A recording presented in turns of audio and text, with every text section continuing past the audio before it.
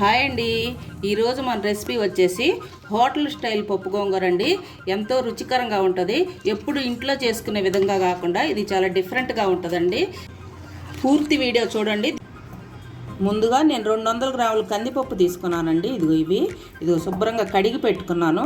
దీంట్లో ఒక అర స్పూను పసుపు, కొద్దిగా వాటర్ వేసి ఈ పప్పుని మెత్తగా ఉడకబెట్టుకుందామండి. ఇదిగోండి పప్పు ఉడికిపోయింది. ఇప్పుడు మనం పప్పు గోంగూర చేద్దాం. మామూలుగా ఇళ్లల్లో అయితే ఇదిగోండి ఇలా ఈ గోంగూర, టమాటాలు, పచ్చిమిర్చి ఇవన్నీ వేసి మనం కుక్కర్లో పెట్టుకొని వండుకుంటాం కదండి. అలా కాకుండా హోటల్ స్టైల్లో పప్పు గోంగూర ఎలా వండుతారో మీకు ఇప్పుడు నేను చేసి చూపిస్తాను. ఇప్పుడు దీని తయారీ విధానం చూద్దామండి. ఆయిల్ వేడైందండి. ఇప్పుడు ఉల్లిపాయలు వేస్తున్నాను. తర్వాత పచ్చిమిర్చి, ఈ ఒక 7-8 పచ్చిమిర్చి అండి చీల్చుకున్నాయి. వీటిని ఒక 2 నిమిషాలు ఆయిల్లో ఫ్రై చేద్దాం.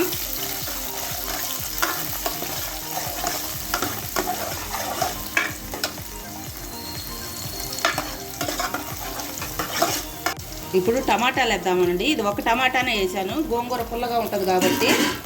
ఇప్పుడు ఒక స్పూన్ అల్లం పేస్ట్ వేస్తాను. ఈ పప్పు గోంగూర చాలా టేస్ట్గా ఉంటుందండి. ఈ వీడియోని మీరు చివరి వరకు చూడండి. చూస్తే ఇది నేను ఎలా చేశానో ఏందన్నది మీకు అర్థమవుతుంది. ఈ టమాటా, ఈ మసాలా కొంచెం మగ్గనిద్దామండి. ఉల్లిపాయలు, పచ్చిమిరకాయలు ఇవన్నీ మగ్గిపోయినాయండి టమాటాలు. ఇప్పుడు మనం గోంగూర వేసుకున్నాం. ఇది 4 కట్టల గోంగూర అండి.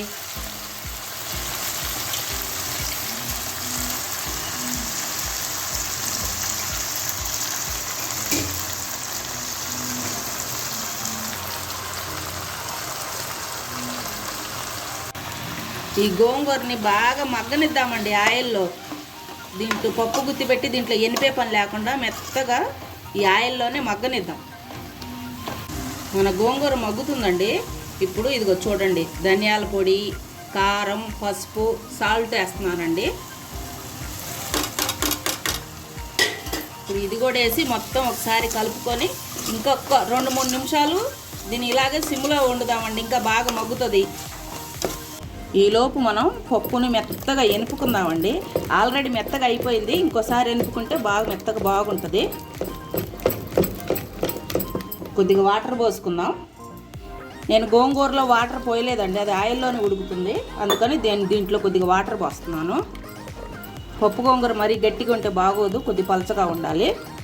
చూడండి పప్పు అయిపోయింది, ఎనిపేసాను. ఇప్పుడు గోంగూర చూద్దాం.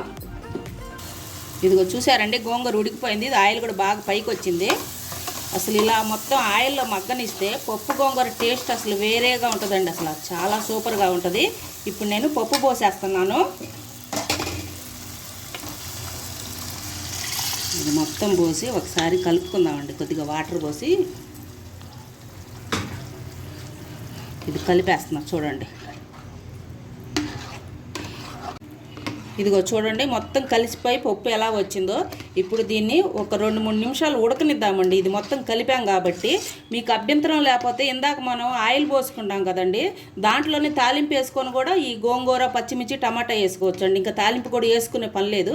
కాదంటే మళ్ళీ మనం తాలింపు వేసుకోవచ్చు. నేనైతే ఇది 2 నిమిషాలు ఉడికాక తాలింపు పెట్టేస్తాను. ఇప్పుడు ఇదిగోండి తాలింపు వేసేస్తున్నాను.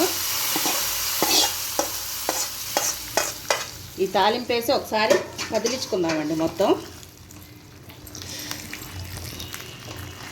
అయిపోయిందండి. ఇంతేనండి, దింపేసుకుంటున్నాను.